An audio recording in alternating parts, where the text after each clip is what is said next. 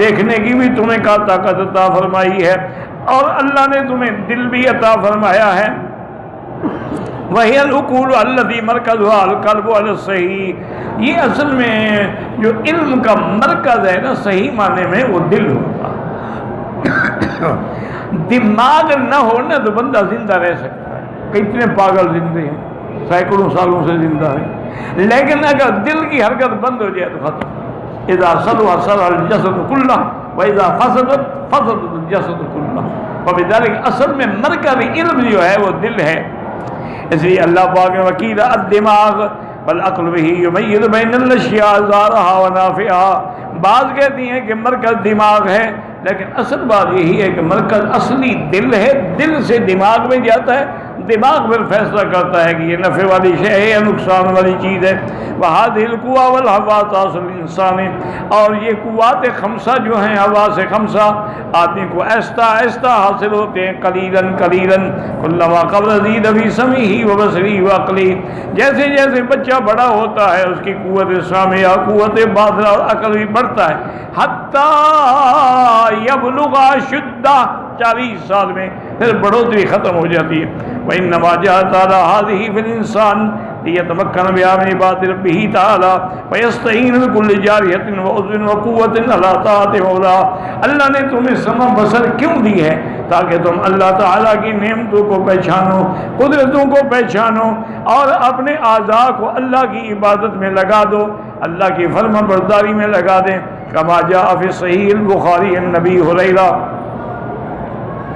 رضی اللہ تعالی عنہ رسول اللہ انہ قال یقول من آذى لي وليا فقد بارزني بالحرب وما تقرب الی عبدی بشیء افضل من اداء ما افترضت علیہ۔ اللہ پاک فرماتے ہیں جو میرے دوستوں سے جھگڑا کرتا ہے، جو میرے دوستوں سے لڑائی کرتا ہے، وہ مجھے دراصل لڑائی کا چیلنج دیتا ہے۔ اور اسی طرح فرمایا کہ میرا بندہ میرے قریب سب سے زیادہ تب ہوتا ہے کہ جو میں نے فرائض مقرر کیے ہیں ان کو ادا کرے۔ بلا یزال عبدی یتقرب الی بالنوافل، اور اس کے بعد پھر نفلیں پڑھتے پڑھتے اللہ کے اتنے قریب ہو جاتا ہے۔ فَإِذَا أَحْبَبْتُهُ كُنْتُ سَمْعَهُ الَّذِي يَسْمَعُ بِهِ، جب میں اس کو محبوب رکھتا ہوں پھر وہ اس کا سمع جو ہے جس سے وہ سنتا ہے گویا وہی ہے جو میرے حکم کے مطابق ہے۔ وَبَصْرُهُ الَّذِي يَبْصِرُ بِهِ، اور اس کا ہاتھ گویا کہ میں ہوں۔ وَيَدُهُ الَّتِي يَبْطِشُ بِهَا وَرِجْلُهُ الَّذِي يَمْشِي بِهَا، تو اس کے ہر چیز چونکہ میرے تابع ہے تو گویا میرے حکم ہے۔ وَلَئِن سَأَلَنِي لَأُعْطِيَنَّهُ، مجھ سے کچھ مانگے تو میں دیتا ہوں۔ وَلَئِن دَعَانِي لَأُجِيبَنَّهُ، اگر دعا کرے تو میں اس کی دعا بھی سنتا ہوں۔ وَلَئِن اسْتَعَاذَ بِي لَأُعِيذَنَّهُ، اگر مجھ سے پناہ پکڑے کسی ظالم سے تو میں پناہ دیتا ہوں۔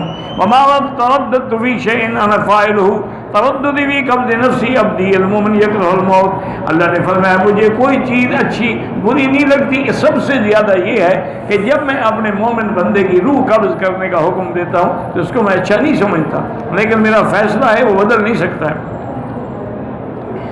اس لیے اللہ پاک فرماتے ہیں واقعہ مسلم ومعنی حدیث کیا ہوگا کہ ان العبد اذا اخلص الطاعۃ، جب آدمی خالص طاعت کرتا ہے، صارت افعالہ کلھا للہ عز وجل، اس کے سارے افعال اللہ کے لیے ہوتے ہیں۔ فلا يسمع الا للہ، وہ سنتا بھی اللہ کے لیے ہے، دیکھتا بھی اللہ کے لیے ہے۔ اے ما شرع اللہ لہ ولا يبطش ولا يمشي الا في طاعة الله عز وجل، وہ پکڑتا ہے یہ چلتا ہے تو اللہ کی طاعت کے راستے میں، مستعینا بالله في ذلك كله، اللہ سے مدد مانگتا ہے۔ ولهذا جاء في بعض روایات الحدیث في غیر الصحیح وعلى قوله ورجل الذي يمشي بها فبي يسمع، گویا کہ وہ میری نظر سے سن رہا ہے، میری نظر سے دیکھ رہا ہے، میری قوت سے پکڑ رہا ہے، میرے حکم سے چل رہا ہے۔ ولہذا قال تعالی وجعل لكم السمع والابصار والافئدة لعلكم تشکرون، اللہ نے تمہیں قوت سامعہ دی تاکہ شکر کرو۔ شکر کا معنی یہ نہیں ہوتا کہ لاکھ لاکھ شکر ہے، شکر کا معنی یہ ہے کہ اللہ کی عبادت کرو، اللہ کی فرما برداری کرو، اللہ کی اطاعت کرو۔ قل هو الذي انشأكم وجعلكم السمع والابصار والافئدة قليلا ما تشکرون. بہت تھوڑے ہیں جو شکر کرتے ہیں. قل هو الذي ذرأكم في الارض واليه تحشرون. وہی ذات ہے جس نے پیدا کرنے کے بعد تمہیں زمین میں پھیلایا ہے, وہی تمہیں قبروں سے بھی اٹھائیں گے. ثم نبہ تعالی عبادہ الى النظر. پھر اللہ تنبیہ فرماتی ہیں کہ پرندوں کو دیکھو کیسے روکا ہے آسمانوں میں. المسخر بین السماء کیف جعلہ یطیر بجناحین, کیسے وہ اپنے دو پروں سے ہوا میں تیرتا ہے. بین السماء والارض فی جو السماء ما یمسکہ ہناک الا اللہ بقدرتہ. ان کو روکنے والی اللہ کے سوا کون سی طاقت ہے. الذی جعل فیہا قوۃ فضا, جس نے یہ قوت رکھی ہے کہ اوپر اپنے پروں سے ہلا کے وہ اڑتا بھی ہے رکتا بھی ہے. وسخر الہواء یحملها, اللہ نے ہوا کو بھی اس کے لیے تابع کر دیا ہے. وَيَحْمِلُهَا وَيَسِيرُ الطَّيْرَ كَذَلِكَ كَمَا قَالَ تَعَالَى فِي سُورَةِ الْمُلْكِ أَوَلَمْ يَرَوْا إِلَى الطَّيْرِ فَوْقَهُمْ صَافَّاتٍ وَيَقْبِضْنَ, کیا یہ نہیں دیکھتے پرندے کبھی پر کھولتے ہیں کبھی بند کر دیتے ہیں. مَا يُمْسِكُهُنَّ إِلَّا الرَّحْمَنُ, ان کو کون روکتا ہے اللہ کے سوا. إِنَّهُ بِكُلِّ شَيْءٍ بَصِيرٌ. وقال هارون ان فی ذلک الآیات لقوم یؤمنون. ان تمام چیزوں کو جو اللہ نے بیان فرمایا نشانیاں ہیں, آیات ہیں, لیکن ان لوگوں کے لیے جو ایمان والے ہیں وہ آیات سے فائدہ اٹھاتے ہیں.